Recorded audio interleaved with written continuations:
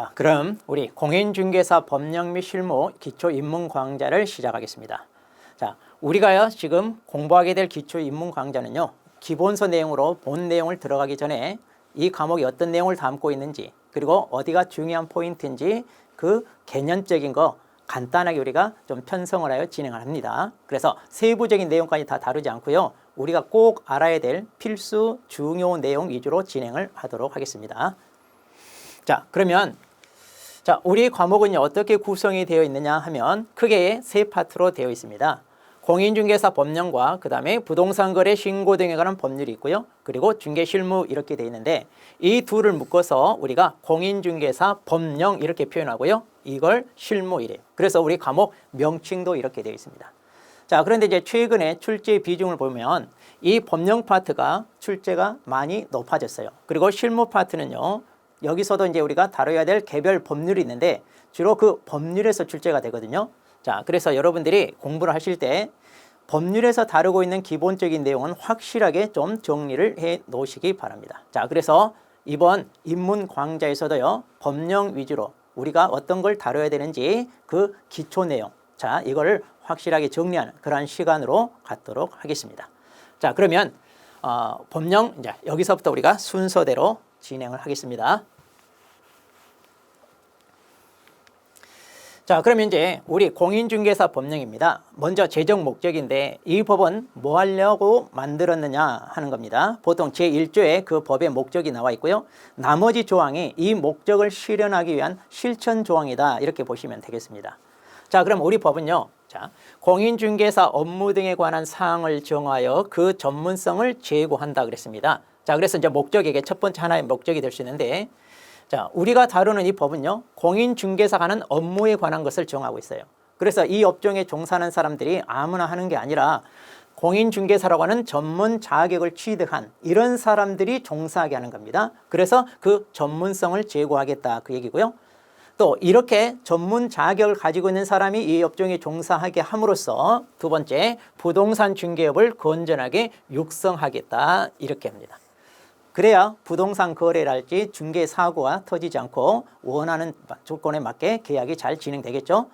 자, 그렇게 함으로써 결국은 뭐냐, 국민 경제에 이바지하겠다 이겁니다. 자, 이때 이제 국민 경제에 이바지한다는 얘기는 거래 당사자들 사이가 원하는 조건에 맞게 계약이 이루어짐으로써 어떤 피해가 발생하지 않게끔 원하는 조건에 맞게 계약이 체결되게끔, 자, 그 역할을 잘 수행하도록 하자 이런 취지예요. 자, 그래서 이제 크게 우리 법은 이 세 가지 목적을 담고 있습니다.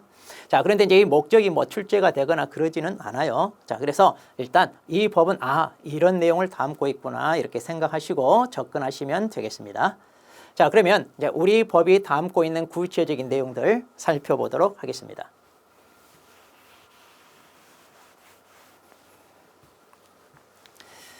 자, 먼저 우리 법에서 사용되는 용어들입니다. 보통 이제 어떤 법을 소개할 때 맨 처음 이 법에서 사용되는 법률 용어들이 있어요. 그럼 그 용어들을 정확히 숙지하고 있어야 그 법률 내용을 이해를 하게 됩니다. 자, 그래서 우리 법에서도 주로 사용되는 용어 6가지가 어떤 뜻으로 쓰이는가 이제 먼저 풀이를 해 놓았는데요. 자, 우리 과목에서는 이 용어의 정의가 상당히 중요합니다. 그래서 우리 법에서 뭐라고 풀이가 되어 있는지 그 뜻을 정확히 숙지하시고 시험이 출제될 때 이걸 변형을 하거든요. 그래서 좀 힘드시겠지만 이 용어 개념은 여러분들이 확실하게 암기를 해 두시기 바랍니다. 자, 그럼 이제 암기하기 전에 일단 그 용어가 어떤 뜻으로 쓰이는지 그 의미를 우리가 좀 더 살펴보도록 하겠습니다. 자, 그럼 먼저 여기 중개부터 이렇게 하나하나 살펴볼 텐데요. 자, 먼저 중개라 하면 그랬어요. 자, 여러분들이 이런 용어들은 많이 들어보셨어요. 우리 부동산 거래 시장에서만 쓰이는 게 아니라 다른 업종에서도 이러한 용어는 많이 쓰입니다. 그런데 왜 여기에다가 이 용어의 정의 풀이를 해 놓았느냐 하면 다른 업종에서 쓰이는 의미와 바로 이 법에서 쓰는 의미가 다르다는 거예요. 그래서 우리 법에서는 이런 뜻으로 쓰입니다 라고 풀이를 해 준 겁니다. 그래서 이제 시험에 이게 중개에 해당하느냐 해당하지 않느냐 이렇게 사례 형태로 물어보는데 우리 법에서 사용되는 의미에 맞게 골라내셔야 돼요. 자, 그러면 이 중개가 우리 법에서는 어떤 의미로 쓰이는가 살펴볼 텐데요. 자, 먼저 제3조 규정에 의한 중개대상물 그랬어요. 자, 중개대상물이라고 하는 것은 말 그대로 중개 대상이 되는 물건인데 이 물건을 우리 법 제3조에서 직접 규정해 놓았다 그 얘기입니다. 자, 이거 조금 이따 이제 자세히 살펴볼 거예요.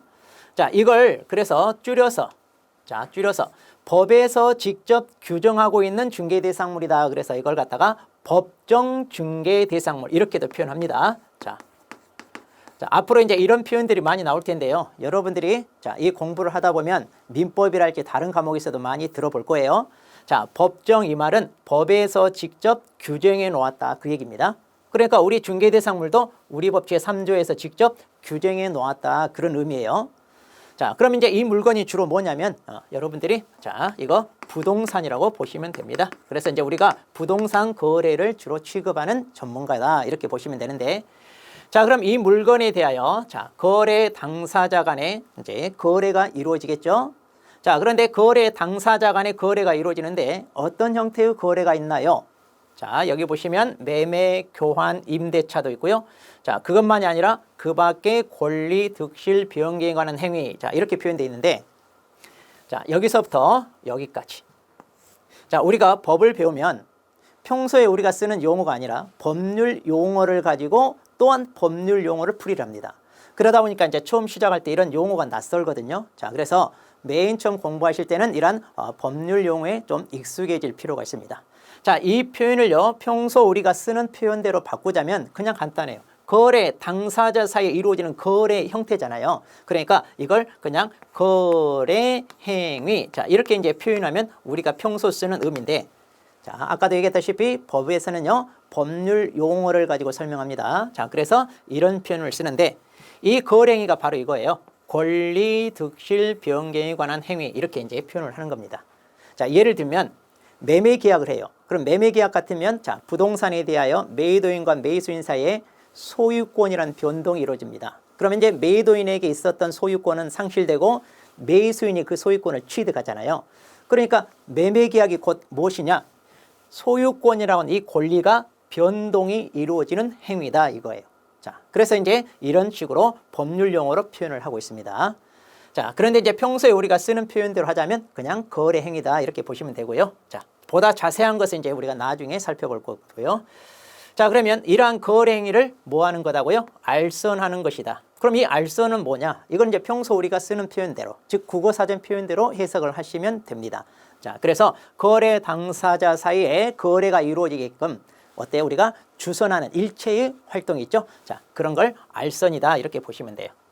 자, 그러면 중개에 대해서 간단하게 다시 한번 설명합니다. 자, 그러면 우리 법에서 사용되는 중개라 하면 뭘까요? 자, 이걸 그림으로 그리면 훨씬 쉬워요. 법정 중개 대상물이 있습니다. 주로 뭐예요? 부동산이라고 그랬어요. 자, 그럼 이 물건에 대하여 거래 당사자 사이, 자, 갑과 을, 자, 거래 당사자입니다. 자, 이들 당사자 사이에 매매부터 여기까지, 자, 거래 행위라고 그랬죠? 자, 이 둘 사이에 부동산 거래 행위가 이루어집니다. 그럼 이 거래 행위가 이루어지게끔 뭐 하는 거다? 예, 알선하는 것이다. 이렇게 보시면 돼요. 자, 그래서 우리 법상의 중개가 뭐예요? 그러면 부동산에 대하여 거래가 이루어지게끔 뭐 하는 거다? 알선하는 거다. 이렇게 이해하시면 훨씬 쉽게 접근하실 수 있습니다. 자, 중개가 뭐예요? 부동산 거래 알선하는 것이다. 자, 이렇게 보시면 됩니다.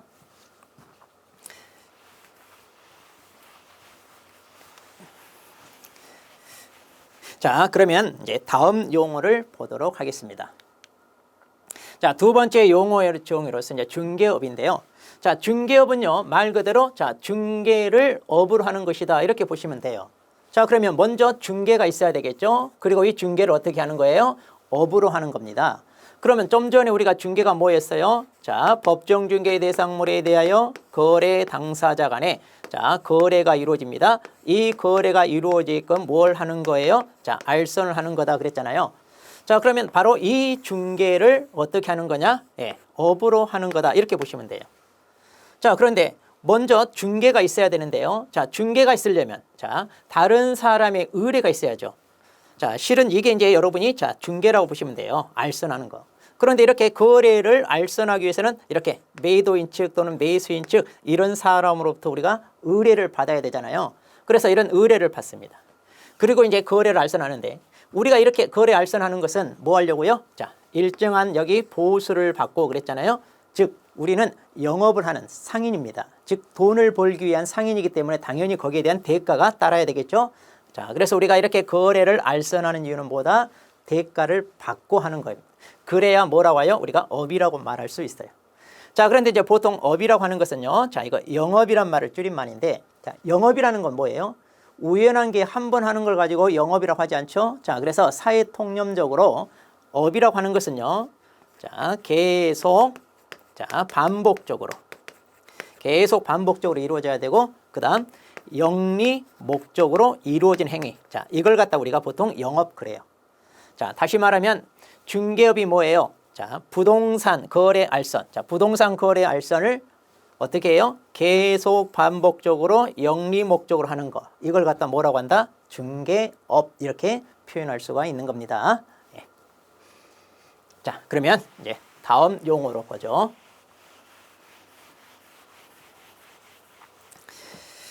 자, 다음 용어입니다. 세 번째, 공인중개사라 하면 그랬어요. 자, 공인중개사가 뭐냐? 자, 이 법에 의한, 여기서 이 법이라면 이제 우리 여기 중개사법을 얘기해요. 자, 이 법에 의하여 공인중개사 자격을 취득한 자를 말한다. 그랬습니다. 자, 그러니까 한마디로 이제 공인중개사 자격을 취득해야 되는데 이 자격을 취득하기 위해서 어떻게 해야 돼요? 우리가 공인중개사 시험 합격을 해야 되겠죠? 바로 그 시험에 대해서 우리 중개사법, 여기에서 다루고 있어요. 그래서 우리 중개사법에 따른 시험을 거쳐서 합격을 하면 그러면 이제 자격 취득한 사람이 되는 거예요. 그래서 우리 중개사법이 아니라 미국이나 일본도 이런 제도가 있거든요.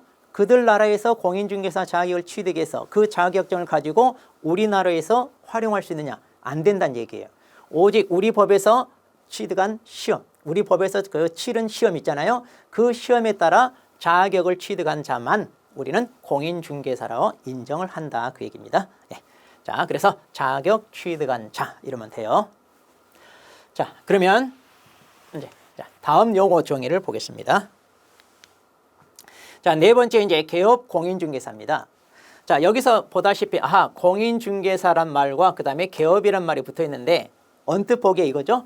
공인중개사 자격을 취득해서 뭘 했어요? 예, 개업을 했다 이렇게 보시면 되는데 실은 이제 예전에 이 용어가 뭐였냐면 중개업자 이랬어요. 예전에는. 자, 그런데 이제 이렇게 중개업자 이렇게 부르다 보니까 우리가 힘들게 공인중개사 자격을 취득하여 이 업종에 종사하는 전문 직업인인데 좀 그런 의미가 퇴색된다. 그렇게 해서 이제 이 용어가 이제 이렇게 바뀌게 됐어요. 자, 그래서 이제 공인중개사란 말을 좀 써달라 이제 이런 취지인데, 자, 그러면 용어의 정의를 보시면, 자, 이랬죠? 자, 여기도 이 법에 의하여 그랬네요. 자, 우리 중개사법 얘기합니다. 이 법에 의하여 중개사무소 개설 등록을 한 자 그랬어요. 자, 그러니까 개업을 한다는 얘기는 뭐예요? 내가 영업을 하고 싶다고 해서 내 마음대로 할 수 있는 게 아니죠. 자, 우리나라는 이제 직업의 자유가 있기 때문에 내가 원하는 직업 자유롭게 가질 수 있습니다. 그런데 내가 하고 싶다고 해서 마음대로 할 수 있는 직업이 있는 반면 그렇지 않고 뭔가 전문 자격을 취득하거나 면허 이런 게 있어야 할 수 있는 직업이 있잖아요. 마찬가지입니다. 우리도 이 업종은 전문 직업인이기 때문에 내가 하고 싶다고 해서 마음대로 할 수 있는 게 아니라 바로 행정청에게 등록을 받으라 했는데 이 말은 뭐냐? 허락을 받으라 그 얘기예요. 그래서 내가 공인중개사 자격을 취득했다고 해서 바로 할 수 있는 게 아니라 법에서 갖추라는 적법 요건을 갖춰서 허락을 받는 겁니다. 자, 이렇게 허락을 받아야 우리가 개업을 하여 중개업을 할 수 있어요. 그런데 이렇게 등록을 받는 그 절차는요, 바로 우리 법, 자, 중개사법에서 규정을 하고 있어요. 그래서 이 법에 따라 그 등록 절차를 거쳐서 최종적으로 등록이 되어야 우리는 개업 공인중개사라는 표현을 씁니다.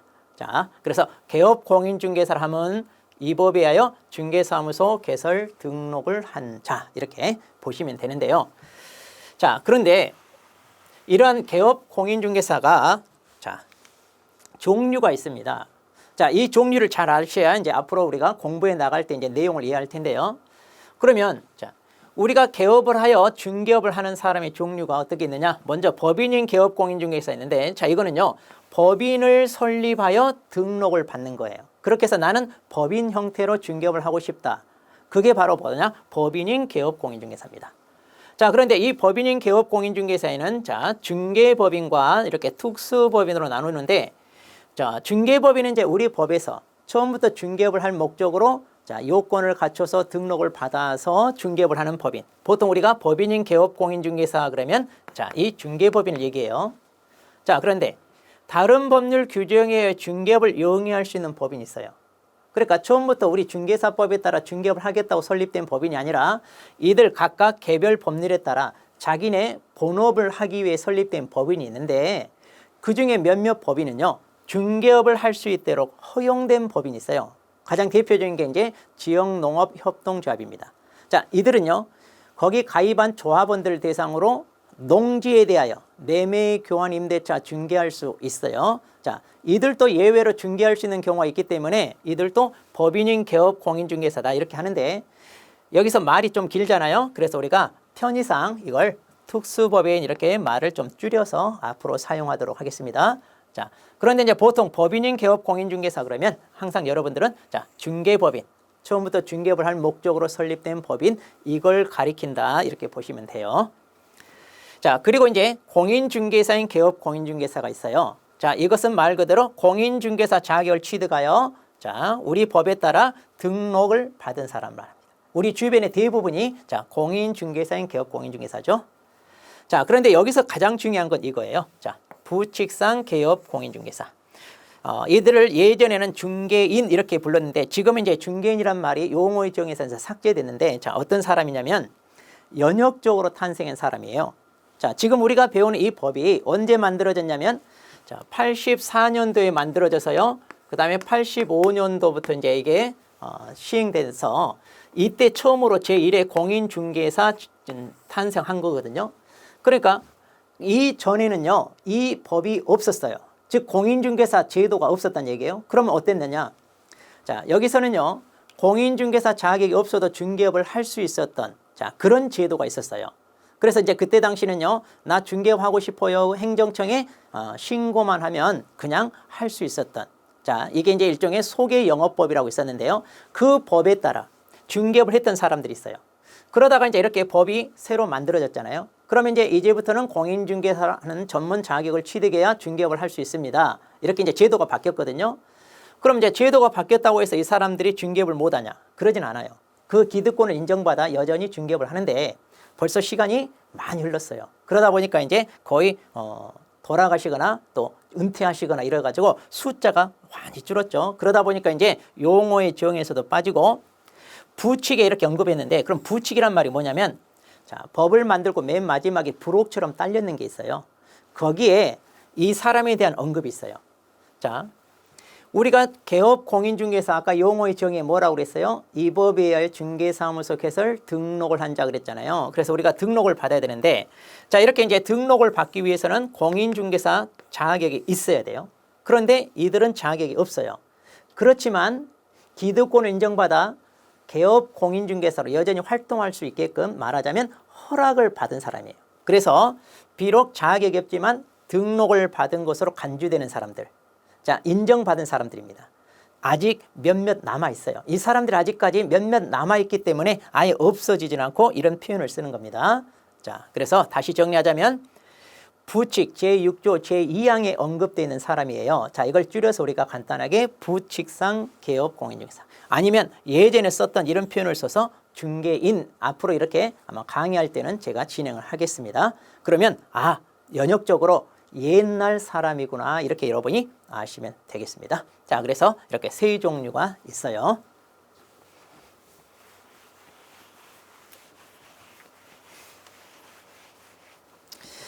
자, 그러면 이제 다음 용어 정의 보겠습니다. 자, 소속 공인중개사라고 있어요.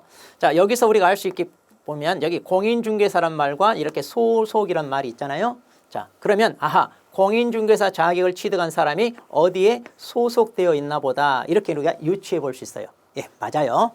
자, 그래서 보면 개업 공인중개사에게 소속됐습니다. 자, 그래서 개업 공인중개사 밑에 소속됐단 말은 직원으로 취직했다 그런 의미예요.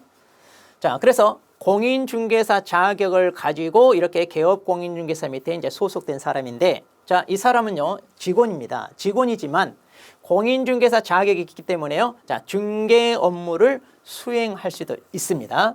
그리고 또 직원이니까 어때요? 개업 공인중개사를 도와서 이러한 중개 업무를 보조하는 역할. 이걸 담당하는 사람이 자, 소속 공인중개사예요. 자, 그런데 여기 괄호 안에 한마디가 더 있어요. 뭐라고 돼 있냐면 개업 공인중개사의 법. 아까 우리가 중개법인이라고 한 거 있잖아요. 자, 이 법인에 사원이나 또는 임원으로서 공인중개사를 포함한다 그랬어요. 자, 이 말은 소속 공인중개사가 두 종류 있다는 얘기예요. 보통 그냥 개공사 밑에 소속된 이 사람을 우리가 보통 직원인데 직원이라는 표현보다 이제 우리가 고용인 이런 표현을 쓸 거예요.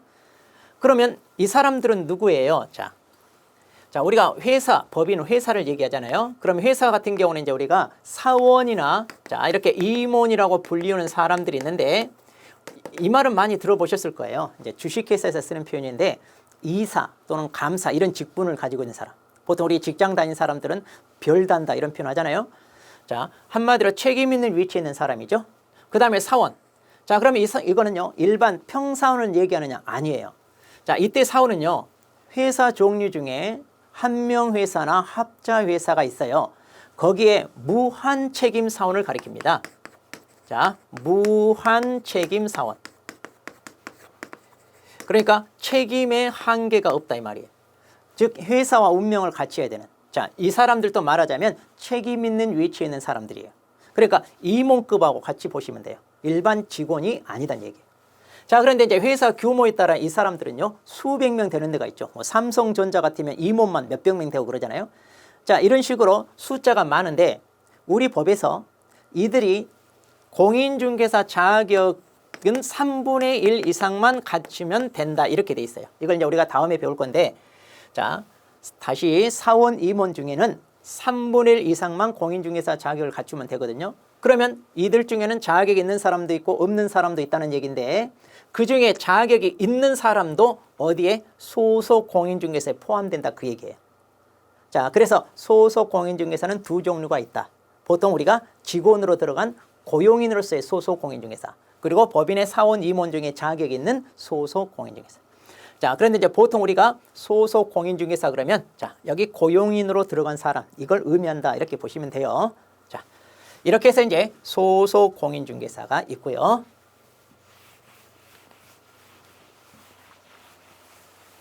자, 다음 용어를 봅니다. 자, 이제 마지막으로 중개보조원입니다. 자, 여기서 이제 이 어감에서 느껴지는 게 있잖아요. 아하, 공인중개사가 아닌데 개업 공인중개사에 소속된 사람. 즉 자격이 없이 개업 공인중 밑에 들어가서 직원으로 일하는 사람이에요. 그러니까 공인중개사 자격이 없이 이 중개업계에 종사할 수 있는 사람이 바로 이제 누구냐면 보조원입니다. 자, 그럼 이런 보조원은요, 공인중개사 자격이 없는 사람이에요. 그러니까 중개 업무를 할 수 있냐? 못합니다. 그래서 하는 일이 뭐예요? 중개 대상물에 대한 현장 안내. 자, 집 보러 왔어요. 땅 보러 왔어요. 의뢰인 데리고 와서 보여주는 거 있죠. 그리고 일반 서무. 자, 우리가 사무실에서 이제 이것저것 자질구레한 업무 처리하는 거 있잖아요. 우리가 전화를 받고 뭐 정리하고 서류 정리 같은 거. 그다음에 의뢰인 찾아오면 뭐 차 대접하고. 또 심부름 시키면 등기 서고 가서 등기 떼우고 하는 거 있잖아요. 자, 이런 것처럼 개업 공인중개사를 도와서 중개 업무와 관련된 단순한 업무를 보조하는 역할을 하는 사람. 자, 이 사람이 바로 누구다? 중개보조원입니다. 그럼 이제 이 사람도 말하자면 고용인인데 같은 고용인 중에서도 아까 소속 공인중개사와 중개보조원 두 종류가 있잖아요. 그런데 소속 공인중개사는 중개 업무를 할 수 있지만 이 사람은 할 수 없다는 거. 자, 그거 구분을 하셔야 됩니다. 자, 이렇게 해서 이제 우리가 용어의 정의 6개를 살펴보았는데 이 의미가 어떤 것인지 정확히 여러분이 아시고 나중에 이제 내용을 따라오시면 되겠습니다. 자, 그러면 이제 다음 내용을 보도록 하겠습니다. 자, 그러면 이제 두 번째 중요한 논점이 이제 중개대상물입니다. 아까 중개라 하면 용어의 정의에서 나왔죠. 우리가 거래 당사자 사이에 거래를 알선하는데 이 당사자 사이에 이루어지는 거래의 객체가 바로 뭐냐? 중개대상물이거든요. 자, 그런데 이런 중개대상물은요. 자, 아무 물건이나 우리가 다 중개할 수 있는 게 아니라 우리 법 제3조에서 직접 규정해 놓았다 그랬어요. 그래서 이걸 법정 중개대상물 그랬는데 자, 그러면 뭐라고 규정되어 있나요? 이제 보니까 자, 이게 이제 법조문 내용이거든요. 여기 보면 이제 다음 각 호와 같다 이런 표현이 있어요. 자, 여기서 호란 말은 이제 이거 법률 용어인데 이것도 법조문을 읽는 것 중에 하나입니다. 보통 이렇게 법조문에 숫자가 나오면 이 숫자를 호라고 읽어요. 호. 그래서 1번, 2번 이렇게 읽으시면 안 되고 제1호, 제2호 이렇게 읽으셔야 돼. 보통 여기에 이제 동그라미 1번 이렇게 돼 있으면 이걸 우리가 항이라고 그러잖아요. 그래서 제1항. 그러니까 이 항의 하위 편제로 이제 호라는 게 있어요. 자, 이것도 이제 그냥 참고하시고요. 자, 그러면 중개 대상물에 뭐가 있나요? 토지가 있습니다. 예, 대표적인 부동산이죠. 그 다음 건축물이 있고요. 그리고 건축물 옆에 뭐라고 되어 있냐면 그 밖에 토지 정착물 이렇게 되어 있네요. 자, 토지 정착물이란 말은 토지에 고정되어 부착되어 있다 이 말이에요. 그렇게 쉽게 분리 철거할 수 없는 걸 말해요. 그럼 보통 이런 것은 토지의 부합물로 취급돼요. 그래서 우리가 토지 거래할 때 보통 같이 소유권 딸려서 넘어가는 걸 말해요. 그런데 그 중에는요, 토지와의 별개의 독립성을 인정받는 것들이 있어요. 그 대표적인 게 뭐냐면 건축물이죠. 그래서 건축물은 토지와 별개의 독립한 부동산으로 취급하고 있어요. 그런데 이제 그 외에 또 다른 것들도 있습니다. 자, 그러면 조금 이따 이거 살펴볼 텐데, 자, 건축물이 대표적인 우리가 부동산을 취급하고 있기 때문에 이 토지 정착물 중에 이제 우리가 건축물 이제 앞으로 다룰 거고요. 그다음, 자, 그 밖에 이제 대통령령으로 정하는 재산권 및 물건 그랬어요. 자, 그럼 원래 이게 이제 우리가 말하는 부동산입니다.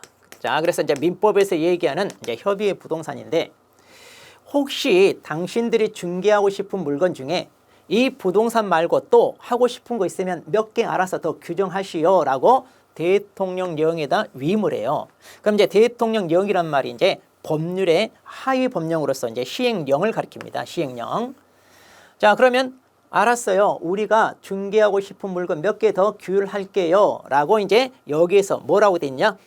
임목에 관한 법률에 따른 임목이 있고요. 그 다음 공장 및 광업재단 저당법에 따른 공장재단과 광업재단이 있습니다. 그럼 원래는 이거는요, 부동산이 아니에요. 그런데 부동산은 아니지만 부동산처럼 취급되는 물건. 아마 이걸 여러분이 나중에 이제 부동산 학개론 이런 시간에 준부동산 또는 의제부동산 이런 표현으로 배울 거예요.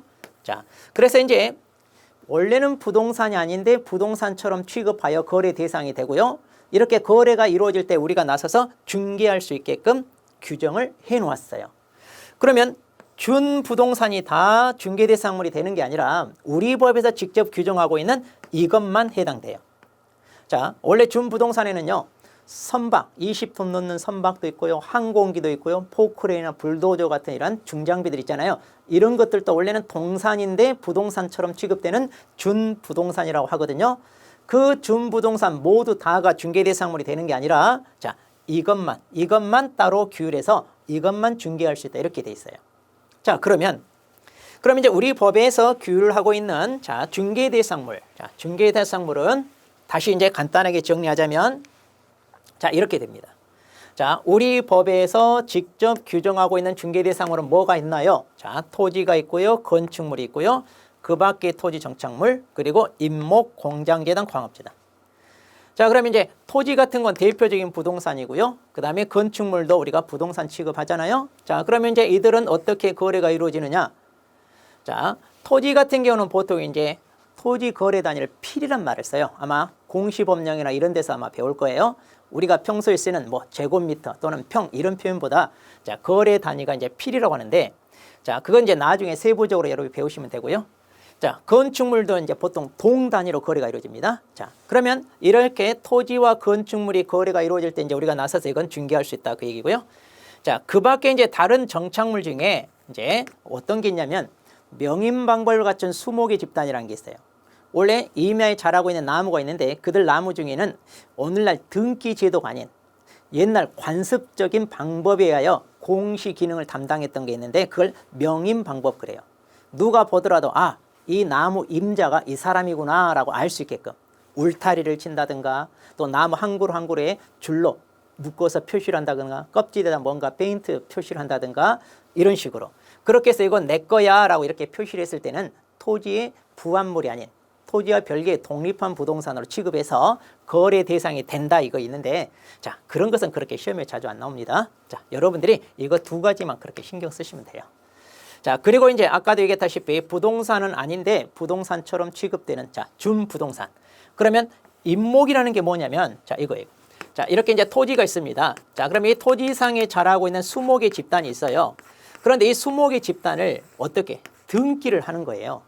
자, 그래서 이제 이걸 소유권 보존 이렇게 등기 자 하는데 이걸 이제 어때요? 등기를 했다는 얘기는 부동산처럼 취급했다는 얘기잖아요. 그래서 이렇게 등기가 된 수목의 집단은 이제 우리가 임목이라고 그러거든요.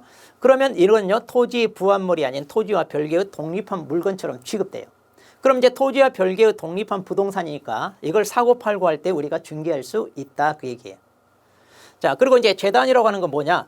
공장재단이나 광업재단이나 같은 거의 비슷한 개념인데 자, 사업을 하는 사람이 사업 자금이 필요해요.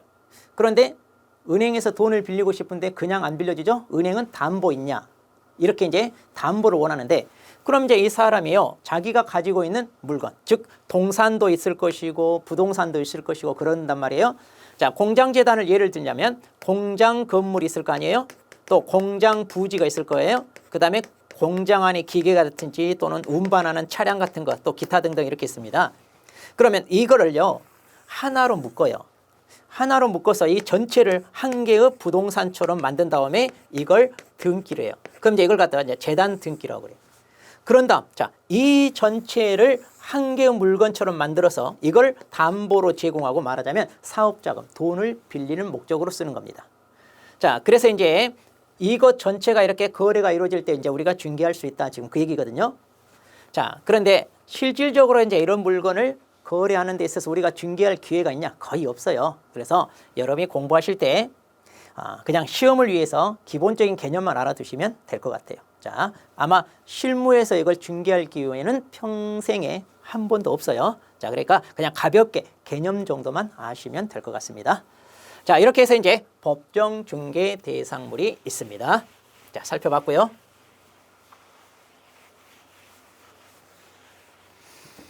자, 그럼 이제 다음으로 넘어갑니다. 자, 그러면 중개 대상물이 되기 위한 요건 그랬는데 자, 이게 무슨 의미냐? 자, 토지와 건물만 놓고 보겠습니다. 자, 토지와 건물. 그러면 대표적인 자, 부동산인데 그럼 토지 건물이기만 하면 다 우리가 중개할 수 있나요? 그게 아니라 이 토지 건물이 사적 소유로서요. 즉 사법상 거래가 가능해야 돼요. 그래서 아까 우리가 그랬죠. 권리, 득실, 변경 행위 그랬는데 아마 이걸 민법에서는 법률 행위 이렇게 배워요. 즉 거래 당사자 사이에 거래가 이루어져야 우리가 나서서 중개를 하잖아요. 그런데 거래 당사자 사이에 거래가 이루어지지 않는 물건, 다시 말해 사적 소유가 인정되지 않는 국가나 지방자치단체 소유, 즉 국유 토지나 공유 건물들 이런 것들은 개인이 사고팔고 할 수 있는 게 아니잖아요. 자, 그래서 자, 시청 건물이랄지 도청 건물 또 국가가 보유하고 있는 토지 자, 이런 것들은 어때요? 중개 대상물이 될 수가 없다 그 얘기입니다. 자, 그런데 이제 사적 소유 대상이면 여기에 공법상 규제나 사법상 제한이 있어도 이건 상관없어요. 즉 내가 가지고 있는 토지가 자, 개발제한구에 묶여 있다 또는 상수원 보호구에 묶여 있다. 그렇다 하더라도 거래가 이루어지기 때문에 당연히 중개가 되고요. 또 내가 가지고 있는 토지, 건물이 있는데 여기에 저당권이 설정돼 있다. 또는 임차권자가 살고 있다. 자, 이런 거는 상관이 없다 그 얘기예요. 자, 그래서 그런 것도 거래가 이루어진다는 얘기고요. 그 다음 중개가 최종적으로 개입이 가능해야 됩니다. 자, 그럼 이제 중개가 개입이 가능하다는 얘기는 뭐냐? 자, 아까 부동산 거래가 이렇게 당사자 사이에 이루어집니다.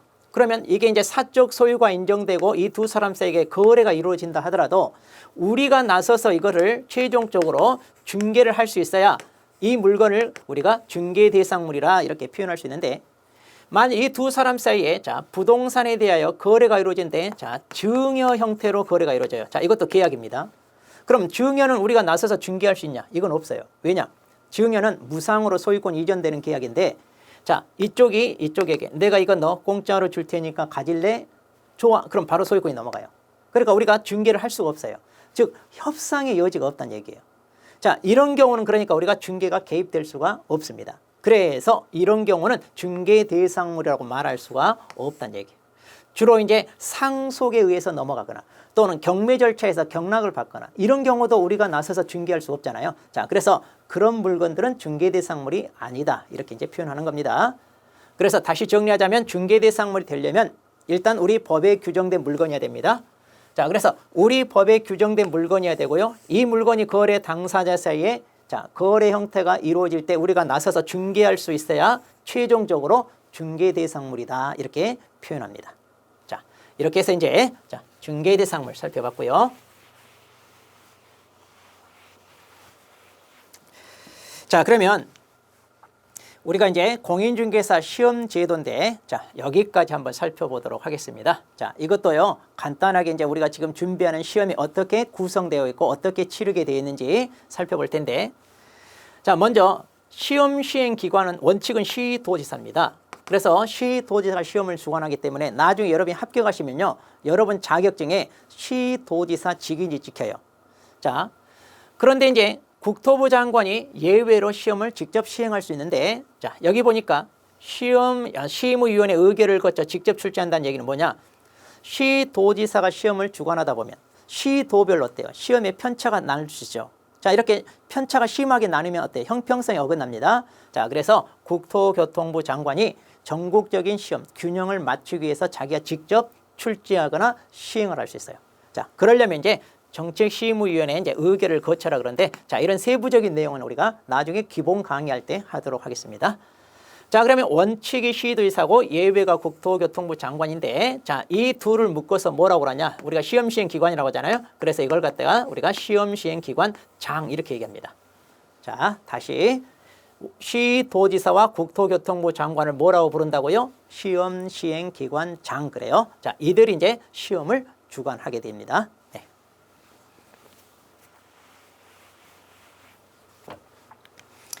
자, 그러면 시험 응시하고 싶어요. 누가 응시할 수 있나요? 자, 여기 보면 연령, 학력, 성별 다 제한이 없습니다. 즉 우리 법에서 직접적으로 제한하는 규정은 없습니다. 자, 남녀노소 불문하고 누구나 응시할 수 있어요. 심지어 외국인도 응시할 수 있습니다. 그러니까 우리 시험은 글로벌 시험이에요. 자, 그런데 이제 응시를 할 수 없는 경우는 뭐냐? 이건 본인이 잘못했을 때. 자, 어떤 경우냐? 자, 공인중개사 자격을 취득했는데 이 자격이 나중에 취소되는 경우가 있어요. 어떤 경우냐? 자격증을 남에게 빌려주다가 걸리면 취소됩니다. 자, 이렇게 자격이 취소되면 3년간 시험 응시할 수가 없어요. 3년 기다려야 돼요. 자, 그러니까 빌려주거나 이러다가 큰일 납니다. 그 다음 시험 부정행위자입니다. 자, 만일 이 부정행위자로 하면요 그거 합격해도 무효예요. 자, 그래서 이렇게 무효 처분이 되는데 그러면 몇 년? 자, 5년간 자, 또 시험을 볼 수가 없습니다. 자, 그래서 이 두 가지 자, 자기가 잘못해서 3년, 5년 자, 이 둘 외에는 어떤 이유 없이 다 응시할 수 있습니다. 네.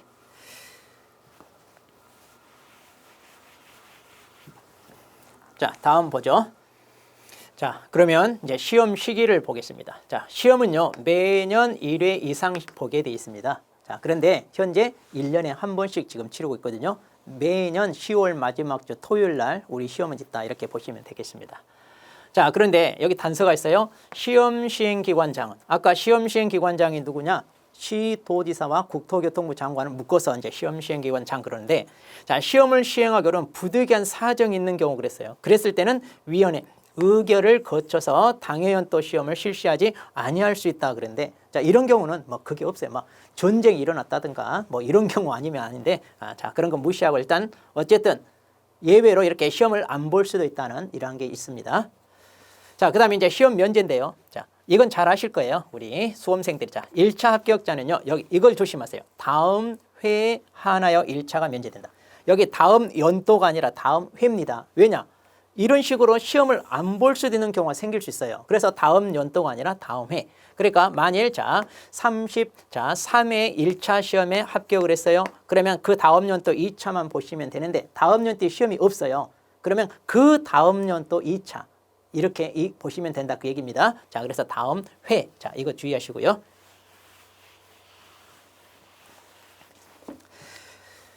자, 그 다음에 이제 합격을 하면 이제 자격증을 교부할 텐데 자, 이 자격증 누가 교부합니까? 자, 이거 잘 알아두셔야 돼요. 시도지사입니다. 아까 우리가 원칙적 시험 시행기관이 시도지사 그랬잖아요. 그래서 여러분들은 자기가 응시하는 곳에 그 시도지사 직인이 찍힌 자격증을 발급받을 텐데 자, 합격자 결정 공고일로부터 1개월 이내에 교부를 합니다. 보통 이제 우리가 합격자 발표는요, 시험 끝나고 한 달 후에 하거든요. 자, 그러면 그때 이제 자격증을 교부하고요. 혹시라도 이제 여러분이 자격증을 분실하거나 훼손됐어요. 그럼 이제 재발급 받아야 될 텐데, 자, 이때 누구 찾아가서 재발급 신청을 해야 되느냐? 자, 이건 누구? 교부한 시도지사 찾아갑니다.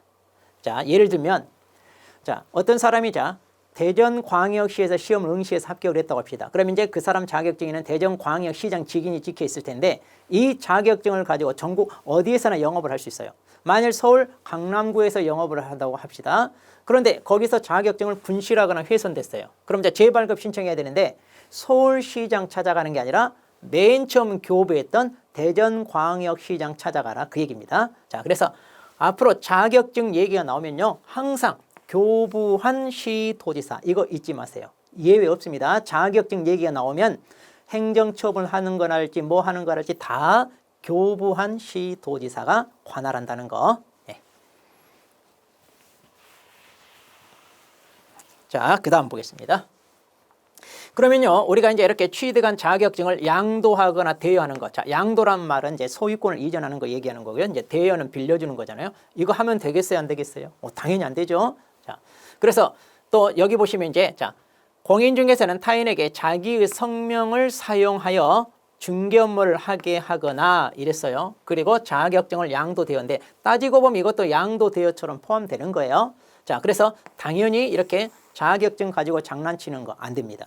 또 이렇게 양도대여하는 사람이 있으면 또 이거 양수대여 받는 사람이 있겠죠? 그럼 양수대여 받는 거 당연히 이것도 하면 돼야 안 돼요? 안 됩니다.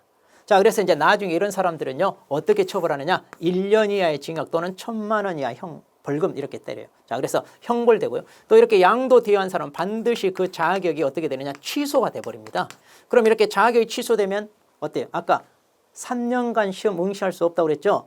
그러니까 절대로 이런 행위를 하면 안 돼요. 이렇게 힘들게 고생해서 자격을 취득했는데 한순간에 날아가는 자, 이런 실수는 하지 않도록 하시기 바랍니다.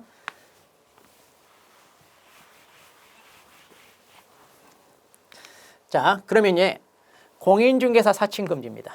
자, 이제 공인중개사 자격을 취득하지 못한 사람이 그 자격을 취득한 것처럼 이렇게 사칭하는 건데, 자, 여기 보시면 공인중개사 아닌 자는 공인중개사란 말 당연히 쓰면 안 되고요. 그 다음 이와 유사한 명칭도 사용하면 안 됩니다. 자, 그래서 자격 취득하지 않고 사칭하는 행위 이것도요, 이거 1년 이하의 징역 또는 1,000만 원 이하의 벌금 이렇게 형벌 사유에 해당합니다. 자, 그래서 사칭하는 거 절대로 해서는 안 됩니다. 그래서 여러분들이 지금 열심히 공부하셔가지고 확실하게 자격을 취득하시기 바랍니다.